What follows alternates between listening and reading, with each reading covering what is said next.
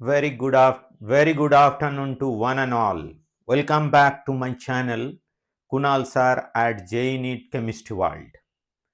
Today, the JEE Main 2026 first sessions is over and second session is going on.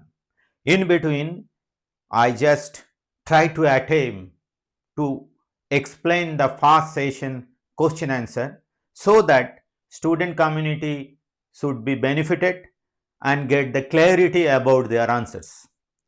So whoever is following my channel, they will definitely will be benefited from this because NTA questions if you follow, and I hope everybody solve the PYQ, especially they will repeat the same type of concept from the extended concept from that questions.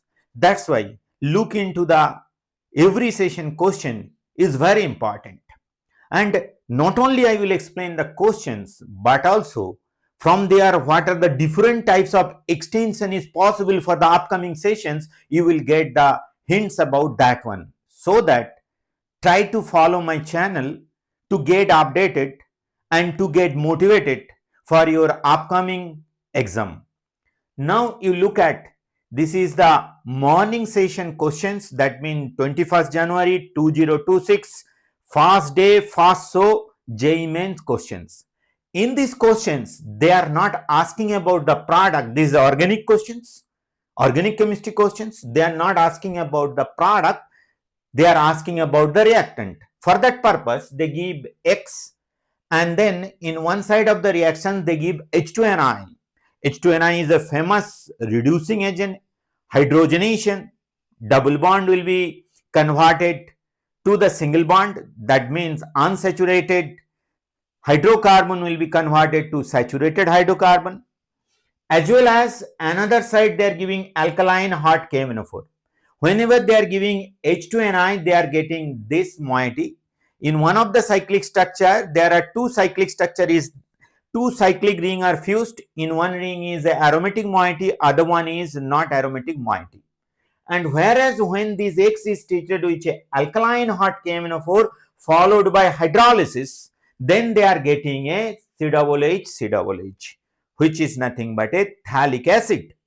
Now, everybody knows whenever there is a hydrocarbon moiety in a benzene ring, whenever it treated with a KMNO4, it will oxidize to the corresponding COOH, carboxylic acid group. Condition is the connected carbon, the carbon which is connected with a benzene ring, that should contain at least one hydrogen. Then only that hydrocarbon group will be converted to the COOH over the oxidations. Now you look at in these questions and they are giving the option A, option B, option C and option D. Now if you look at carefully the options, we know very well that in the option C and option D there is not at all possible, because whatever the reaction they are given over here, no way that the aromaticity will be gained. Now that's why straight away option C as well as option D are cancelled. Now there are two options is there, option A and option B. Now if you look at in option B, there will be no hydrogenation reaction until and unless very drastic condition is there. Otherwise hydrogenation of benzene is not possible because it will lost its aromaticity. Aromaticity loss means huge stability lost and huge resonance energy. They are stabilized by huge resonance energy. That's why the aromaticity is present. Aromaticity means extra stability. So that will be lost.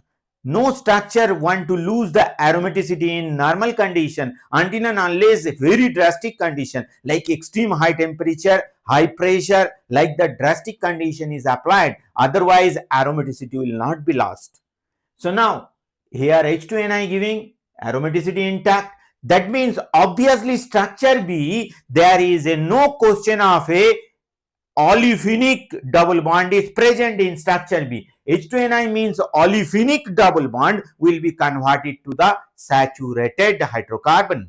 So that's why by that point of view, immediately we can say our answer should be A. So then why A? Not only it is satisfying the H2Ni will give this one. In this compound, if you give H2Ni, then this is your olefinic double bond. This is your olefinic double bond. This olefinic double bond will undergo hydrogenation reaction and it will convert it to this compound. That means whatever they are giving.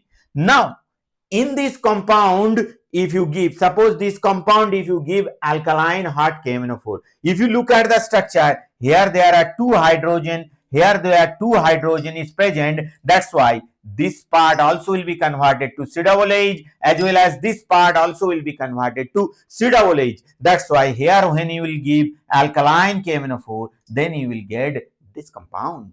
Condition I told, the connected carbon which is connected with a aromatic carbon, that should contain at least one hydrogen. If you look at in clear clarification of this question, like that if you look at, then if you look at here, suppose if you have like this, suppose if you have like this, like that benzene ring is there. Now you have here CH, R, R means alkyl group. If it is there only one hydrogen, that is sufficient. Whenever you will treat it with alkaline KMnO4 and followed by hydrolysis, these will be converted to the corresponding C-double-H on oxidation. This is oxidation reaction. But if you have like this, if you have like this, suppose you have a CCH3, 3-methyl group is present over here. Here you are giving KMnO4 oxidation. Then there will be no oxidation of this side chain. In that case, the benzene ring will be oxidized to C-double-H group. Then your product will be C-double-H and here 3-methyl group. That will be your product. My dear student, you need to know very clearly this, how this is happening. So now, next, if you look at, based on that this session they ask this question, they can ask another way that question. How? Suppose if they are giving you like this, they are giving, that means previous questions if you look at, previous question if you look at, that our answer was the option A. This option A was answer this one. Now these things they can give in a different way. That means my X is nothing but a which one? X is nothing but a, this structure is my X. Now in this structure if you give H2Ni, hydrogenation of olefinic double bond and you will get this one. On oxidation with alkaline KMnO4, then you will get that C-double-H 1,2 position. There will be C-double-H which is a phthalic acid. Now my question is, in this case, now they can give in a different way question other session. They can give you like this. Suppose they are giving you over here selenium and heat. If you give one benzene ring is there, suppose not here, suppose here they are giving this one H2Ni and here selenium and heat. If they give here selenium and heat, immediately other ring also will get the aromaticity, then you will get the naphthalene. That they can give you. And then next, how they can give you that question, these questions also. Suppose this was our original reactant. This was our original reactant. They can give you like this question. There are enough number of olefinic reaction is there, OMDM reaction. They can ask you with this OMDM reaction. They can ask you with a HBO reaction. They can give you H plus H2O. They can give you like this HX addition. They can give you OMDM also I told you. They can give you any type of olefinic reaction. They can give you NBS H-nu. They can give you NBS H-nu means allylic and benzylic position halogenation. That way they can give you. They can give you like this in the structure O3 and zinc H2O or Me2S. That means reductive ozonolysis. Then they will give you a, and then a dilute NOH and I2 and heat. That means immediately the product B. They can tell you degree of unsaturation in B. What is the IUPAC name of the B? Like that question they can ask you. That means here what will happen? Here there will be a reductive ozonolysis. Reductive ozonolysis means you will get what is A. Here also you look at the structure. Here you have a CH, here you have a CH. That means here there will be ozonolysis, here cleavage. Then your A will be nothing but a CHO. Here you will get CHO and here you will get CHO. Now these will be your A. Now they are giving dilute NaOH to heat. Dilute NaOH means aldol condensation, my dear. Then immediately you know intramolecular aldol, either this place or this place. Carbanion formation and attack, open up, and then immediately you will get beta hydroxyaldehyde and ketone, followed by heat giving means alpha beta unsaturated aldehyde and ketone. Then immediately your product will be immediately here, this attack will be there, and then B will be nothing but a, this substance will be your B, alpha beta unsaturated. This will be your product. Then from here the attack is over here, you will get like this, and here you have a CHO, and then you will get alpha beta unsaturated product. You will get this one. This will be your final product. That way they can ask you another session. You have to be aware on that way, which are the different way they can also ask you the questions. Okay, let us go to the next few questions, whatever I got quickly from different side, and that I am explaining for your further clarity and for your further benefit who is going to sit the exam for the upcoming session. Now you look at here they are giving in this question, this structure is a famous structure, everybody knows, every student, benzene. In that benzene they are giving a series of reagent, and then they are asking product P is forming. In that P they are asking percentage of nitrogen into the P. Now everybody knows whenever you are giving this one by one HNO3 H2SO4, whenever you are taking benzene, whenever you are taking HNO3 and H2SO4, I hope everybody knows here electrophile will be generated NO2 plus. First H2SO4 will give H plus, HSO4 minus, and then H plus will taken by HNO2 will be converted to NO2 plus, which is act as an electrophile. This is a case of a nitration. So then these will act as a nucleophile, this will act as a electrophile. Electron loving substance is called as electrophile. Nucleus loving substance is called as a nucleophile. That's why these will undergo electrophilic substitutions reactions, and you will get the nitrobenzene. You will get the nitrobenzene, and via Wheeland intermediate or sigma complex, whatever you say, which is a non-aromatic radiostable substance, and then after that aromaticity gain, and you will get a nitrobenzene. In that nitrobenzene, second reagent they are giving SNHCl. It's a reducing agent. Reduction will be taking place. Which reduction? Nitro will be reduced to the NH2 group, aniline. What are the step of reduction? NO2 to first NHOH.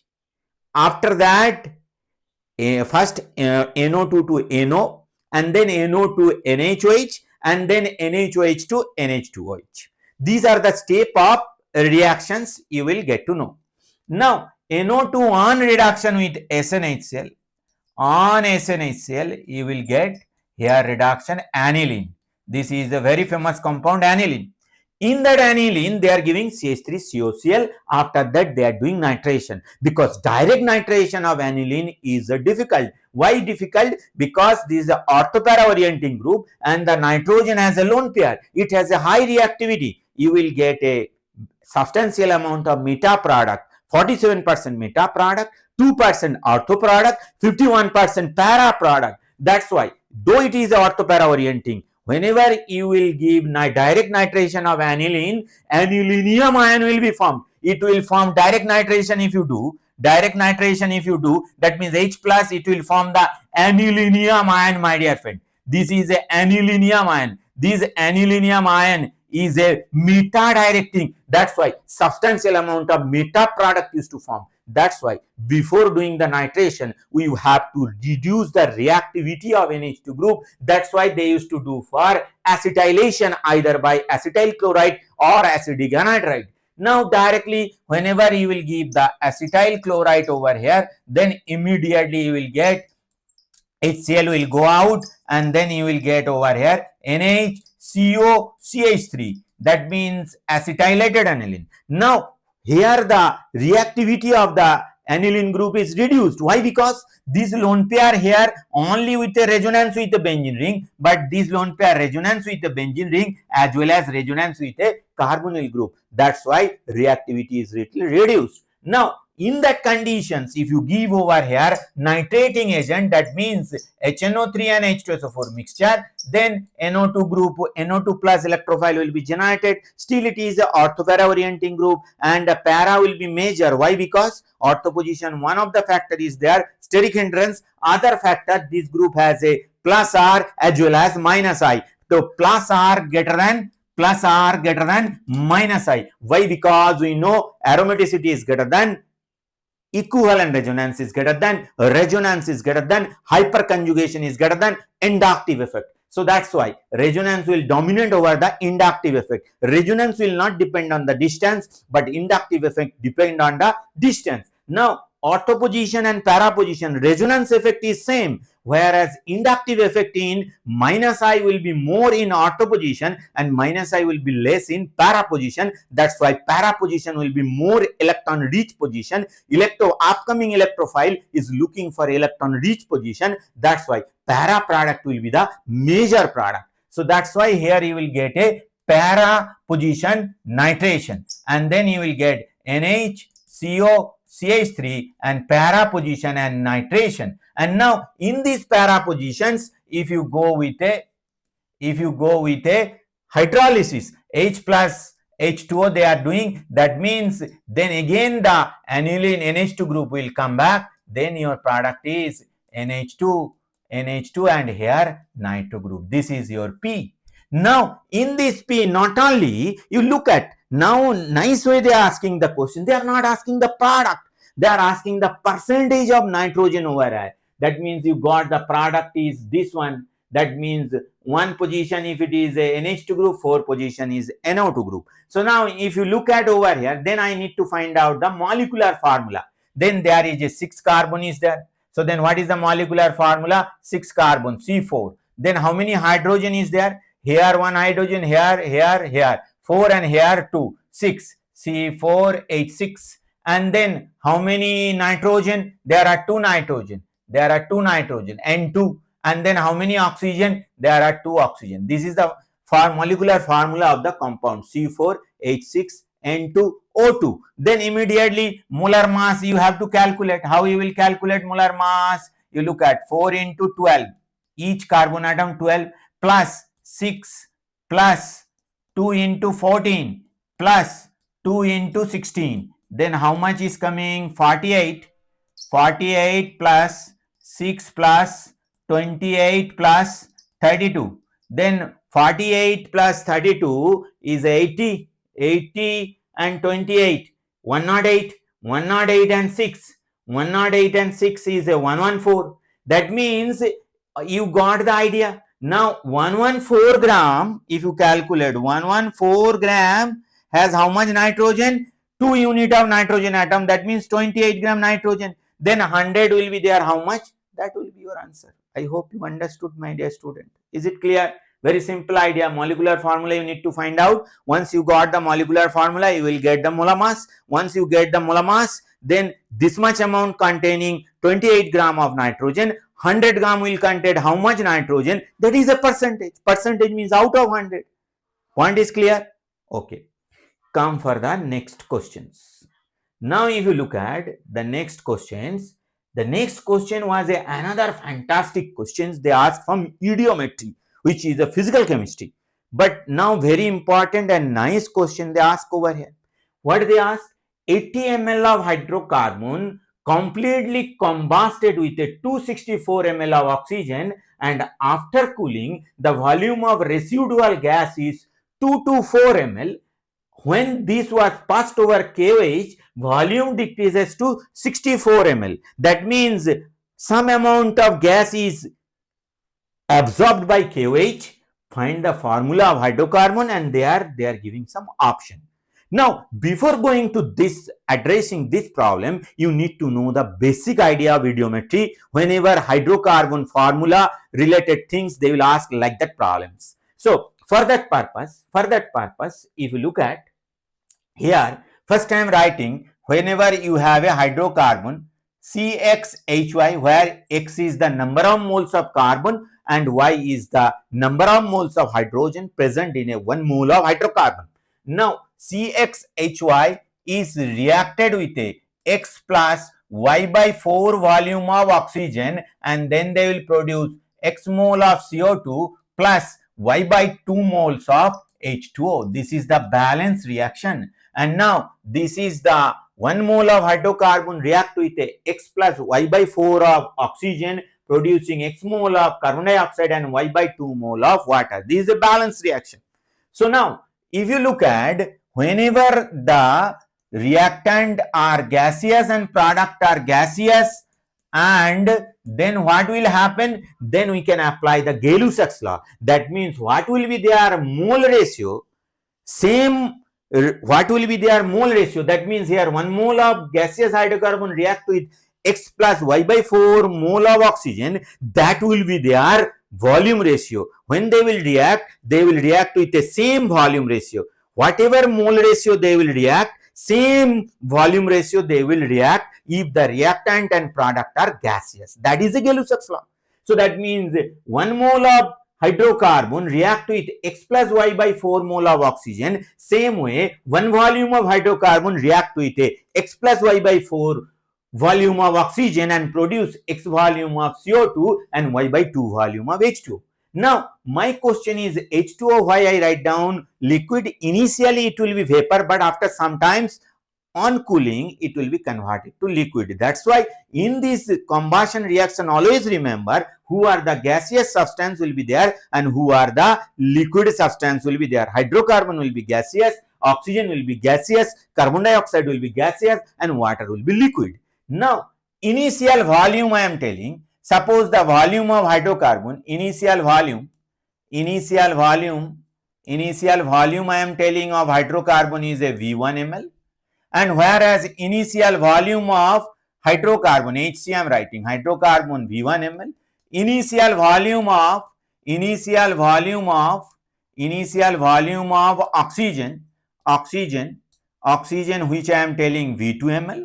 Now V1 ml and V2 ml both are gaseous substance, and now you know very well one volume react with a X plus Y by 4 volume of oxygen. Now if I have a V1 ml of hydrocarbon, then it will react with a how much oxygen? X plus Y by 4 into V1 ml of oxygen it will react, and how much carbon dioxide will form? X into V1 of ml of carbon dioxide will form, because one volume will produce X volume of carbon dioxide, then V1 volume of hydrocarbon will produce how much carbon dioxide? X into V1, that amount of your carbon dioxide. Same way, how much amount of water, if you do it initially, that also corresponding way it will form, but it is always comes under the liquid. That's why I am not taking that consideration. Now whenever initially who was there? Only hydrocarbon as well as oxygen. That time volume was there V1 and V2. Now once the full combustion reaction was there, then V1 volume of hydrocarbon fully reacted. After reaction, and always remember, whenever there is a combustion reaction, oxygen should be excess reagent, otherwise CO2 will not be formed. If oxygen is a limiting reagent, then CO will form, not the CO2 will form. For complete combustion reaction, we need to utilize the excess amount of oxygen. That's why after the reaction, all hydrocarbon will be consumed. Then who will be there? You have a carbon dioxide gas. Water is in liquid form, we will not take it consideration, but and remaining amount of oxygen that will be there.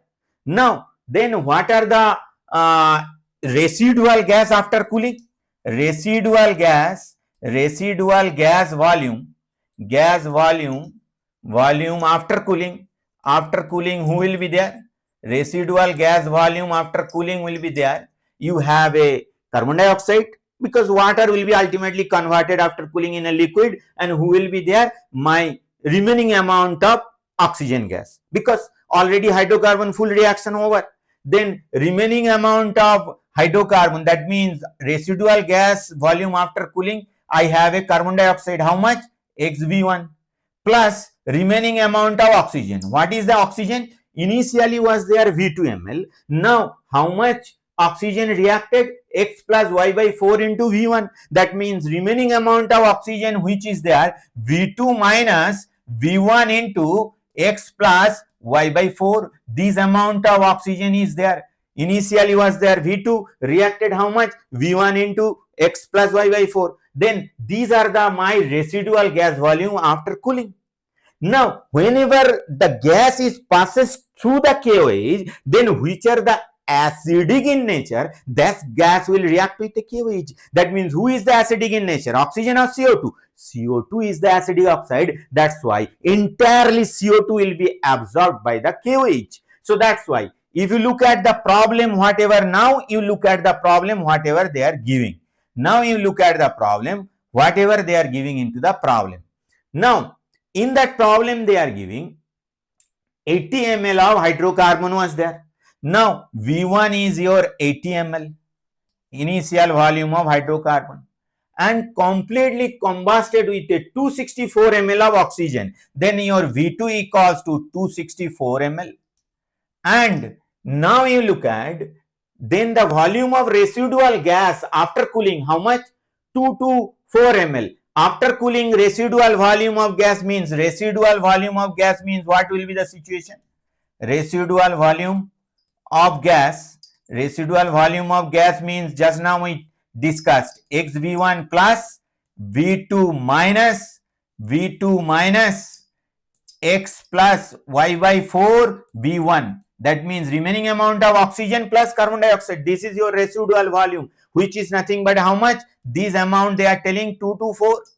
Now you look at these when passes over the KOH, CO2 is only absorbed in the KOH because then it is reduced to 64 ml. Then how much CO2 volume? CO2 volume will be equals to, immediately you will get to know, 224 minus 64, which is nothing but a 160 ml. That means your CO2 volume is nothing but how much? 160 ml, because it decreases to 64 volume. That means out of 224, 160 ml was there CO2, which is absorbed by KOH. Because of that, volume decreases to how much? 64. Now you look at this way, what way I told you, that easily you can solve this problem. Now, how much volume of CO2 was there? xv1. Now if you look at my xv1 will be equals to is your 160, x into v1, just now I told you how much? 80 will be equals to 160, then x will be equals to 160 by 80, which will be nothing but a 2. We got the value of x equals to 2. And the residual gas volume, you look at residual gas volume, they told 224 ml. Now residual gas volume after cooling is this much. Then immediately from here I can write down 224 will be equals to xv1, x equals to 2, because this is a residual volume they told 224 ml after cooling. X equals to 2, just now we calculate 2 into v1. V1 means hydrocarbon initial volume 80 plus v2. V2 will be equals to how much? V2 is nothing but a initial volume they are telling 264. 264 minus v1 was there how much? 80 into x equals to how much? 2 plus y by 4. This will be my equation. Now you look at from this equation we will get the value of y. Then immediately what we will get? 224. Here we are getting 160. Then plus 264 plus minus 80 into 2 160 plus minus and plus minus of 80y by 4. Now 160 plus 160 minus cancelled. Then 224 minus 264 will be equals to minus 80y by 4. Then here we are getting minus 40 will be equals to minus 80y by 4. Minus cancelled. Then y will be equals to 40 into 4 by 80. 40 here 2. Then y also equals to, we are getting the value is 2. Then that means we got the value x equals to 2 as well as y equals to 2. Then what will be the formula of the compound? C2H2. Now you look out, the formula of the compound is C2H2. Now you look out the problem, is there option is there in C2H2 or not? Then we can confirm what will be our answer. Now you look at fourth option is ready, C2H2. That's why which options will be your answer? Fourth options will be your answers. Is it clear? Okay. Let us look for the next problem. Now, if you look at the next problem, in the next problem what they are giving, very nice problem and very nice way they executed the problem, and that physical problem is not at all difficult way they ask. What they ask? 10 mole of oxygen undergoes change of a temperature from 30 degrees centigrade to 40 degrees centigrade at constant volume. Calculate the internal energy change. Now, it's a thermodynamic basic problem they ask over here. Internal energy change equals to du will be equals to n CVDT, where n is a number of moles, Cv is a heat capacity as a constant volume, and dt is a temperature change. Whenever change of temperature is there, no need to convert to the your centigrade to Kelvin, because the difference I need to put, difference will be same, because 30 plus 273 plus 40 plus 273, that difference will come 10. Yes or no? Yes or no? Because 30 plus 273, how much? 303. 40 plus 273, how much will come? 213. 313. Then 313 and 303, difference will be what? 10. That's why no need to convert in Kelvin. When I will take the difference, then no need to convert. If exact value of temperature I need to put, then I need to convert in Kelvin if it is required. Now, internal energy change equals to du, which will be equals to n CVDT. Now, n is a number of moles, Cv is a heat capacity at constant volume, dt is a temperature. Now, oxygen gas they are telling, oxygen is a linear diatomic.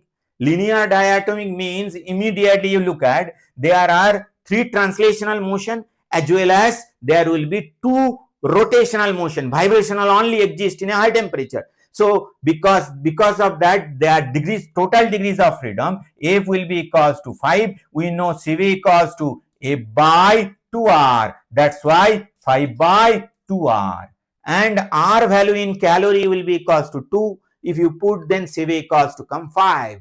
So then immediately we know n CVDT, then 5 by 2R. R value if calorie, if you put internal energy change. I hope this question they ask, I think in calorie. Still now the clarity is not there. I got only this one. If they ask in calorie, instead of R, you will put the 2 and then you will calculate. Then immediately n equals to 10 mole and then Cv equals to 5 by 2R.